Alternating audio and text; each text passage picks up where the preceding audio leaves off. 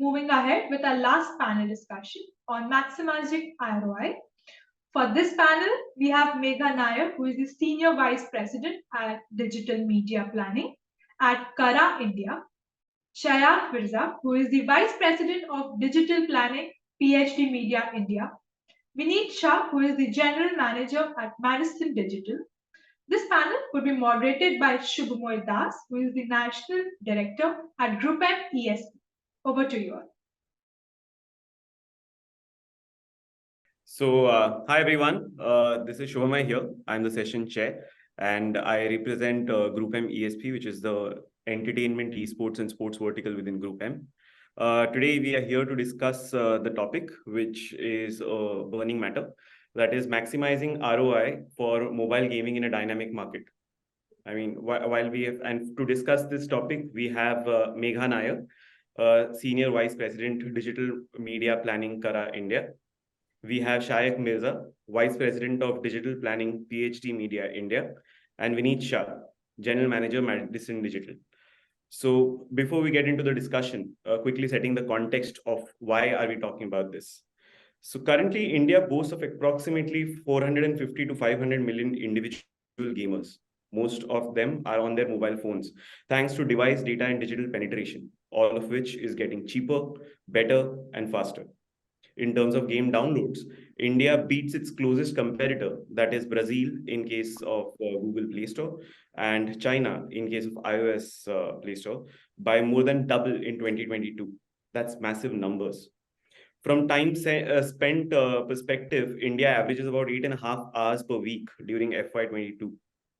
With 5G rollout on the horizon and hyper-casual games driving the download market share, the landscape is very hard to ignore from an advertiser perspective. And that said, first measuring and then maximizing ROI in mobile game advertising becomes a hot topic for discussion. And that's what we are going to do today. To start off, let's start off with defining ROI in mobile gaming advertising. What does ROI mean in the context of mobile game advertising?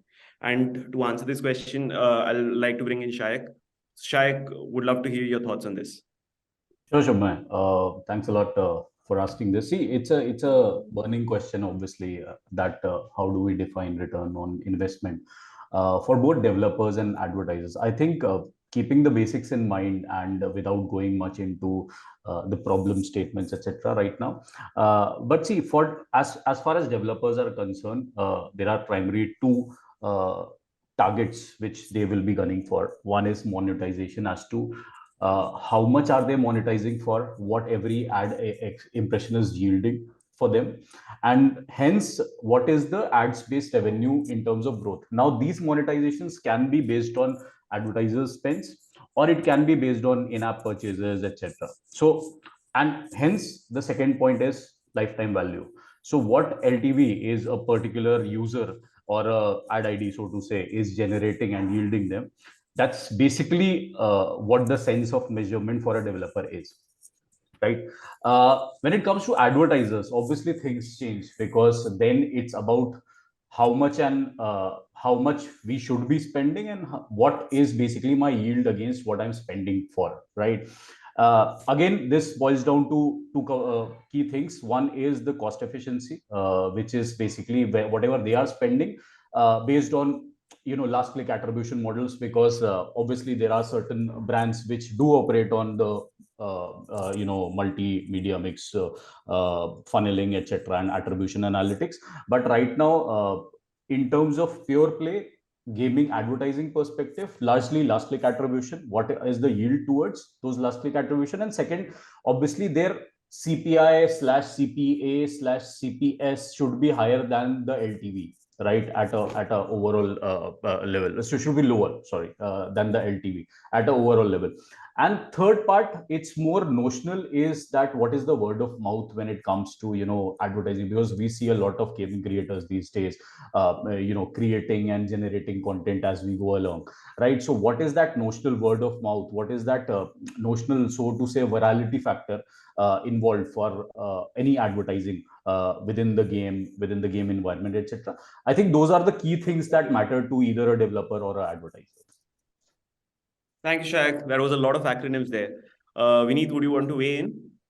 Absolutely. So, guys, thankfully, to start with, advertising on gaming can seldom go wrong in terms of the brand safety parameters due to the kind of environment it features on, making it slightly more brand safe than the other mediums. However, there are four fundamental parameters that I would like to kind of bring into the conversation, which I feel are quite important from a measurement point of view. One is obviously, unmuted inventory in a gaming ad. Now, this is again, there is no way, or there are very few measures to kind of see that how we can measure this. Second is accuracy in terms of the on-target audience reached, considering all the signals for gaming are probabilistic. Then obviously the user's sentiment while consuming the ads are again a key element to measure, considering these a lot of gaming ads would be rewarded inventories, and then from a consumer psyche point of view how it works. And lastly, the mind measure movement in terms of brand recall awareness that the medium ads over say the other mediums where the advertising involves. Now, partners like IIS, Moat, Nielsen can help us measure the first two parameters, which are in terms of the on-target reach, in terms of the unmute gaming inventory, and so on. While there are AI partners like Emozo, with its face recognition tech can today help in mapping users' sentiments while the gaming or while the ad is being exposed to them, taking the most of the factors of ad being intrusive. And lastly, popular gaming platforms also have their internal BLSs or a Kantar coming on board to do an external BLS will help us with mind measures. But I personally feel all these parameters will be weighed very strongly in terms of gaming, purely because the competition that it faces from YouTube, which takes in terms of all the parameters, gaming has to score somewhere higher. Great. Thank you, Vineet. I mean, clearly the word on the table is that considering the kind of quantum of monies that's going in, there are enough and more ways and means to have a qualitative as well as a quantitative measure of the spends, right?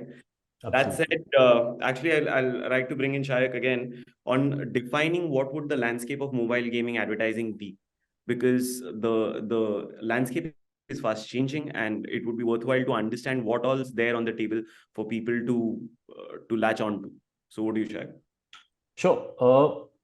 See, as we know, the time spent right now and post COVID, there was a huge change in phenomena as to how users uh, did gaming, so to say, right? So it was initially a very casual sort of gamer to a entire phenomena which we've witnessed of PUBG and then BGMI, Call of Duties, etc. Right? So where it lands in advertiser is what are the available options? How do I sort of utilize the platforms and utilize the entire ecosystem, so to say, right? So thankfully we have multiple level of advertising options within the ecosystem as well, right? So one is in-game ads, right? And these are the pure play static banners to a video ad, so to say, which generally comes around during the gameplay, before the gameplay, after the gameplay, right? Yes, there are sort of challenges in terms of intrusion of the gameplay involved within this, but whenever the developer has given liberty as to not to disrupt the gameplay, it's actually beneficial for the advertiser as well, because then the focus on those ads are much higher if the intrusions are very less, right? Second, we have seen a lot of interactive ads coming into play, right? So the rich media formats wherein the ads in itself are the games, right? I think most of the telephone advertisers have been leveraging this for a while now, and the using the features, the security, etc., and bringing in to those gaming environment. Third and very important is reward based advertising, right? And this essentially means that you reward a consumer by viewing an ad or clicking on an ad, whatever action you want them to take, right? And they actually gain to stand alive or some level of incentive during their gameplay, so it enhances the gameplay within the ecosystem, right? And third and foremost are the native ads which are within the game environment itself, right? So there are free worlds within the games where you can roam around, you can explore the games like a GTA, etc., right? There are a lot of in-game which are done via producers and via the game producers, there the inherent environment itself is used for advertising purposes, right? And we have seen a lot of classic examples there. And lastly, but not the least, right now, due to the creator economy, there's a lot of gameplays which happen, which are streamed right on platforms like a router or a YouTube for that matter, or Twitch, right? And that's where a lot of word of mouth can be generated while integrating with these key gamers or key streamers, so to say.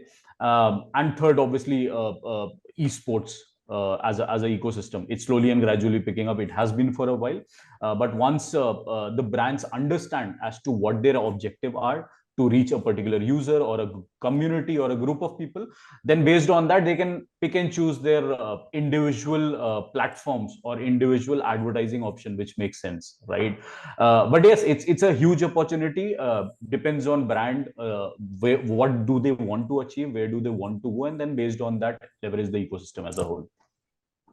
That's a huge list of available aspects, considering it's still in its nascent stage.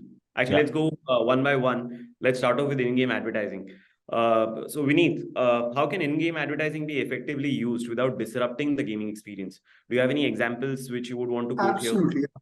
Absolutely, Shubhamoy. So in gaming, advertising can help build saliency for the brand, empowering the brand with high brand recall. Additionally, I feel if the brand is seamlessly integrated into the gaming experience, it will also help in building consideration for the brand. So you're solving two tasks, right? Saliency and consideration. Now at Madison, we have two brilliant case studies from a CPG point of view, that how a contextual or an in-game advertising has kind of helped us, and that too in moving the business scale as well.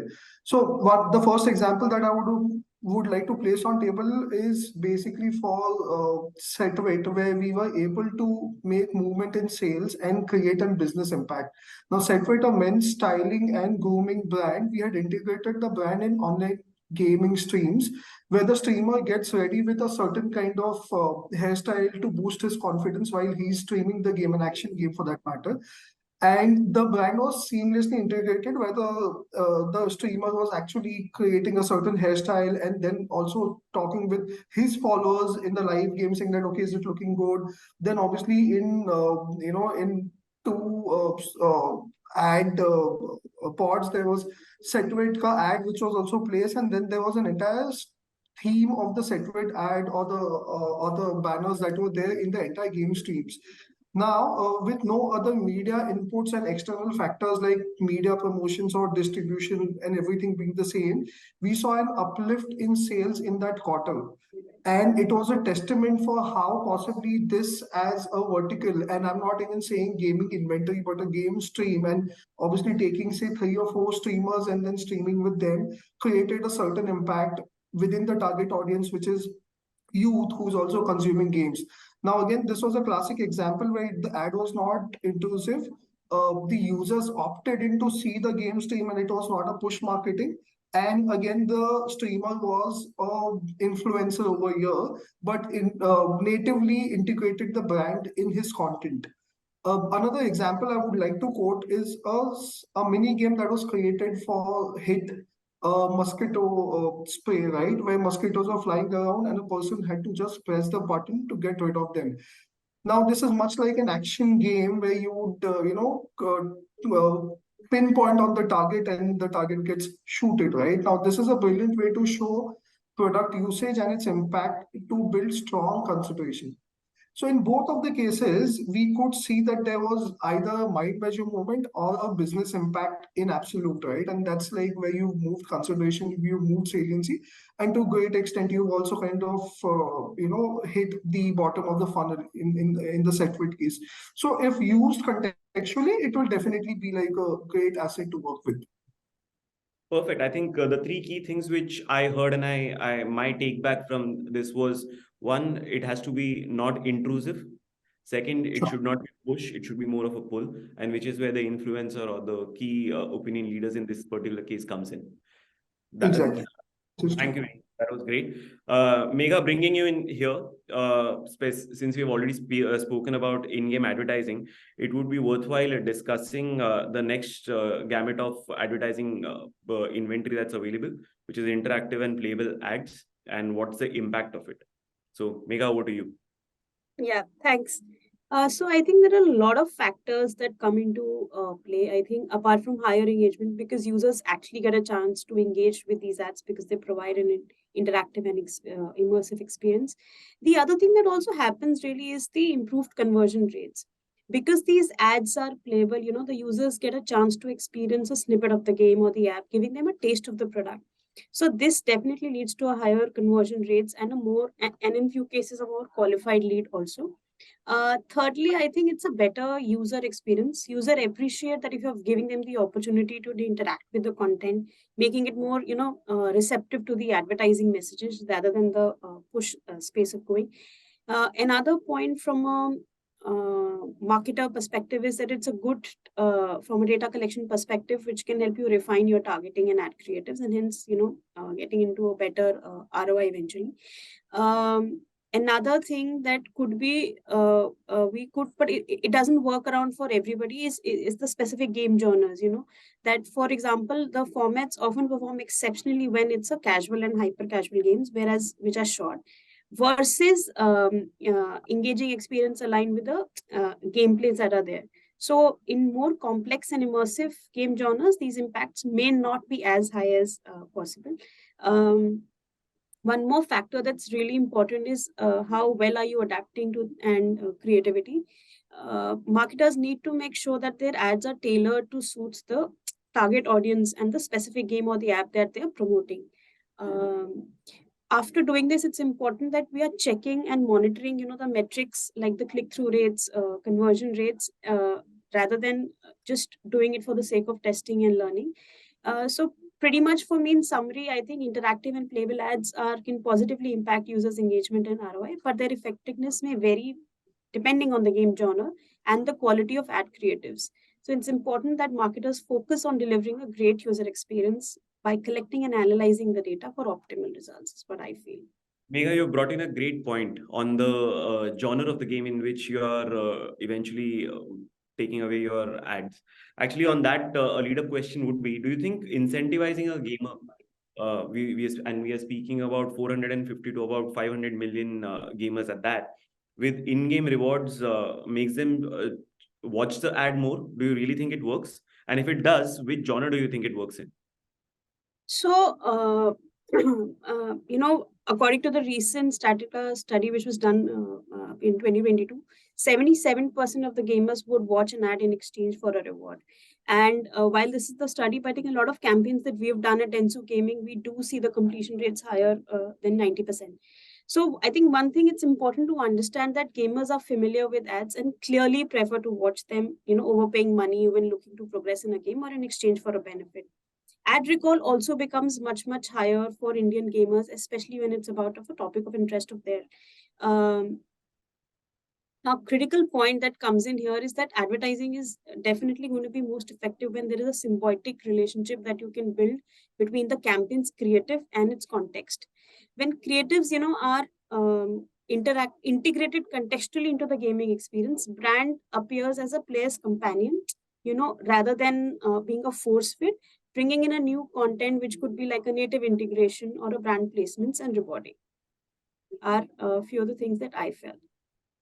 Perfect, Megha. I think you have just given the headline for this particular session. Actually, on that note, Vineet, bringing you back in, since you already spoke about intrusive behavior and we are speaking about interactive and playable ads, what's your take on it? While Megha mentions that there is a greater receptibility from a gamer in the hyper casual and casual ecosystem, what's the overall take? Love to hear from you. So I definitely agree with Megha to a great extent. Again, there will be some caveats, but see, currently today, Shubhamoy, all push advertising formats are intrusive, be it TV, be it say your digital videos, and so is gaming. I guess where others draw the line versus gaming is that on other mediums, you still have an option to kind of exit the video or close the window per se. In gaming also, you have that option, but again, consumers have a vetted interest of kind of consuming that content or consuming that ad. And hence, it is different in terms of gaming versus others, while everything is push marketing that I've spoken about. So most of the gaming ad formats are rewarded inventory and a forced view, which then as per the consumer psyche also turns off the interest user in some cases, right? So while they're consuming the content for the reason of getting that reward, but not necessarily the brand recall is higher. And hence, I feel formats like, the mini games or formats like the online gaming streams would possibly score a bit higher in terms of engagement versus possibly a rewarded inventory. So I feel over here, the intrusiveness is not a challenge when it comes to advertising because 90% of the paid campaigns or paid mediums are intrusive. I guess somewhere gaming would possibly be a concern for me is where possibly it is also giving users the greed to consume the content, but then how much it is impacting back in to the advertiser or to the brand is something which is questionable. So yeah. Perfect. So Vineet, just weighing in my personal point of view, from a mobile gaming perspective, I clearly see it as engagement at scale. There's no other platform which can give you that scale. And from in comparison to all the other media, while every other media from a content point of view is more one to many, wherein if you're watching a match, it is the broadcast which you're watching.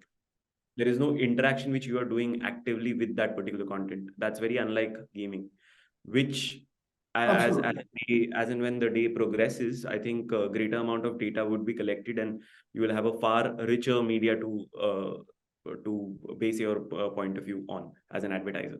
Is the way. Shubhamoy, just one point of view is I believe the way the communication is also placed in an advertise is important. So if you are blindly running the same TVC cutout for a gaming or any other media for that matter, I guess it'll be a blind spot. But again, as you rightly said, if you're able to kind of create forms which are not one to many, but possibly one to a few, and maybe a cohort of users, I guess that impact will be there. But the moment you keep it generic, and which most of the advertisers today are doing, I guess we'll still be in the art of kind of having that counted as an impression. But I don't know how hard it is work for you. But yeah, agree on both points with Megha and Shubham. Perfect. So actually, Megha, bringing you back in, I recently chanced upon the work that you guys have done with Intel, with gaming influencers and so on and so forth. And that brings us to the next aspect of advertising option that's available, which is gaming influencers. Would love to hear your thoughts on it, especially from the point of view of brand safety, because we all are pretty well aware that in the interest of getting more and more views and followers, there are these final lines which a gaming influencer in specific tends to cross, which might not be in the best interest for an advertiser to come in. So your take on that?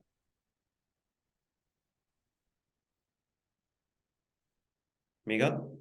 Mute. Sorry, I was on mute. Sorry.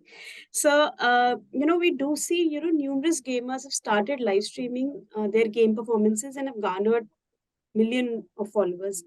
These influencers have massive reach and engage our audiences which are interested in gaming. It's really crazy to see. There is live streaming happening, and there are people who are doing gaming, and there are people who are watching it also. So in India, I think sometimes we tell to the client, well, here everything is possible. So it's pretty crazy. I think which is why it makes the ideal target specifically for the gaming companies, and these influencers help them reach these markets specifically from an audience perspective. Gaming influencers gets paid for their streams on streaming platforms. The audience who consume gaming content are also considering gaming stream as a part of it. It's purely as a part of their entertainment.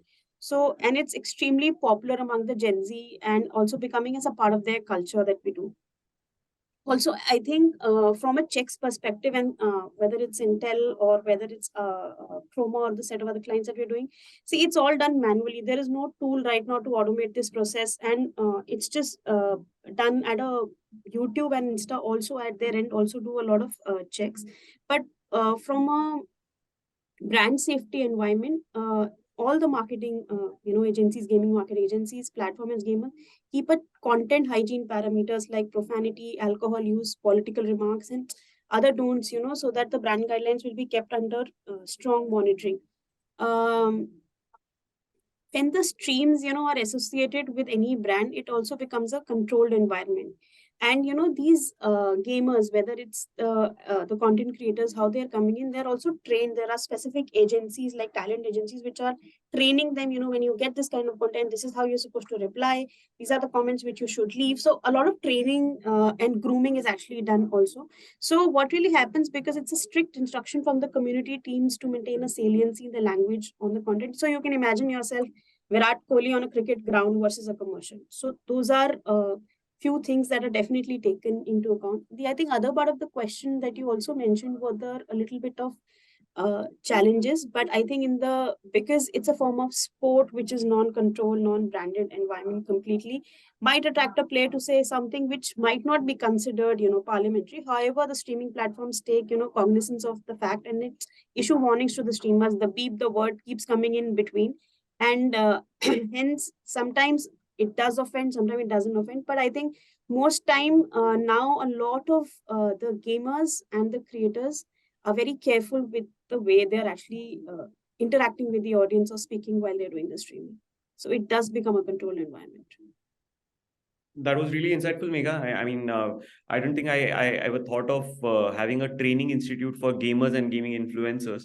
It's crazy. It's crazy. There are publications which are just training these people. So what they do is they go to colleges every year. They go to colleges and they try and find hardcore gamers. And maybe in an year they are only able to get some like 50,000. But they invest their time and effort just to train these gamers and these gamers who then become content creators for them. I mean, digressing It's from the talent. Sorry, it's more like a talent hunt, which is no, it's there. more like a talent development. I mean, digressing from the Exactly, topic absolutely. Hunt and develop. digressing from the topic of gaming in specific, I mean, just imagine if similar trainings were to be done for Indian athletes who has been representing India at an Olympics or any of the world stages. The way they would interact with media, the way they would interact with the global audience at large would automatically change their marketability. That's food for thought for some other day. Shayakh, bringing you back in. Now that we have spoken about all the gaming advertising aspects and available inventory, one thing which would need a little more dwelling is all these media only available for endemic brands, or do you think there is enough and more play for non-endemic brands to participate as well? What do you? No, I think Shubhamoy, it's for all, right? See, it has a huge reach, right? We know, and you mentioned rightly that we have some 450 million or 500 million gamers, right? Right now, which are either active or passive at whatever level, right? So it's a huge scope where we are at, right? Every other brand is looking to expand their reach on a weekly levels and then a monthly levels, right? There's an entire hypothesis, and then multiple starting from the likes of Le Benes to everyone, that what should be my frequency, reach, etc. be like. We are every now and then as marketeers, we are identifying what should my ideal reach curves be, right? So there's a huge opportunity, and I don't think only endemic brands should gather their opportunity. I understand that they are very native to digital as a platform, and hence the attribution to ROIs is far easier because it being last funnel. But then, as Vineet rightly mentioned earlier, in terms of multiple brand level metrics which can come in, I think there a lot of advertisers, specifically more fast moving advertisers, I think they have a lot of things to benefit from. And apart from that, more and as I think Megha also mentioned, the symbiotic relationship with the users, right? So brands which really make sense, like mobile phone, for example, right? They are very native to the environment which a gamer is playing on, right? And I think that's where the opportunity lies. Another part is that it has a huge engagement, right? 8.5 hours of engagement is way higher, and post COVID this really went leaps and bounds. The other thing is because there's a lot of brand integration, and as we've sort of spoken about, to all the opportunities which are there for the gaming as a platform, right? There's a lot of brand association and brand integration which can happen, which can ultimately aid on brand awareness matrix, the awareness, the recall, consideration, movements, etc. And we've actually seen this at PhD. We actually launched a brand called IQ. It was very new, and it took gaming as the core of their entire advertising. We did raid nights with BGMI, and we did some content influencers like Carrie Minati, Tanmay, etc. Right, that actually resulted in a lot of sales and a lot of conversation around the brand, right? So it's not just about just placing their ads, and we've discussed this between Vineet, Megha, and yourself, right? That it's also about how natively can you integrate, right, while maintaining a healthy level of ad stock, so that you keep on leveraging more out of that advertising. And lastly, because of the targeting involved, it's ultimately digital, right? It's mobile, and the level of targeting which you can actually get into, your target advertising communication stands a chance to win, right? And apart from that, healthier positive association by creators. We have loads of creators like Dynamo, Carrie Minati, Total Gaming, etc., which are really huge, and they are like on there with the global players in India, right? A lot of positive associations can be built over the period of time with these influencers, and hence I think it's not just endemic brands which stand to win with this. I think gaming is very natural to us as Indians, right? It's whether it being a casual or it being a serious gaming, and hence there's a lot of chance for any traditional brand also to operate and then effectively garner better results, right? Thanks, That's Shayakh. I that's mean, my theory. that was really helpful. I think the writing's on the wall already. Just to summarize of all the discussion that we have had, I mean, we are talking about a 450 odd million audience, which in a non-gaming context is comparable to the reach of an IPL. Yeah.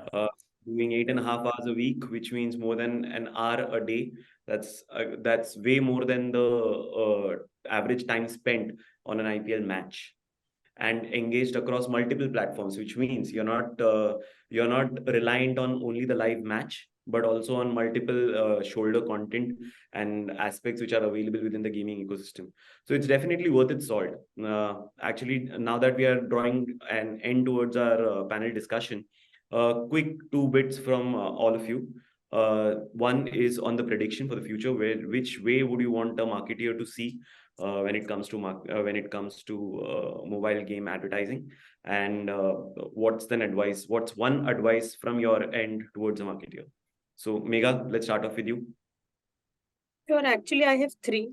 I just thought with the experiences The at merrier. Denso, yeah, with the experience, I think at Denso Gaming there are many. I think first it's important to understand that gamers don't dislike ads. They just don't. They just dislike the intuitions and the blended in-game formats. Keep the gameplay intact and the work with the activity. It will not work against it. So the more you're able to, again, I think come back to the point, because we've done that and it has worked in multiple. Get the creative and context in place, and everything falls back. Uh, then it's also important that the tailor messaging that you do to customize a person to the player, because the moment you layer it with customized messaging, then that problem of brand safety surprises also goes out completely. Thirdly, when it's combined with programmatic technology, advertisers can further personalize ads to players without breaking the immersion. And it's important to know that if the focus of attention is made specifically on metrics by media verification companies, then rapidly the solution for in-app and environments in gaming is definitely going to become easier to measure. So I think it's important to start focusing from that perspective also. Thank you, Megha. Shayakh? My POV, obviously, see, future predictions are really bright. When we started, it was a very casual sort of space, and slowly and gradually we have moved to more engagements, more users, right, over the period of time, and this will keep on increasing. I think as we have already elaboratively discussed, right? It's about how do you get into that space as a marketeer and leverage. So for example, what McLaren did with PUBG globally, right? It was a very native integration. What worked for the brand, still a question, but yeah, it was a very native integration within the ecosystem, and that's where players were actually going gung-ho about unlocking a McLaren, right? And that's where I think synergies lie between a marketeer, their brand, and the platform or ecosystem as a whole. Vineet, over to you.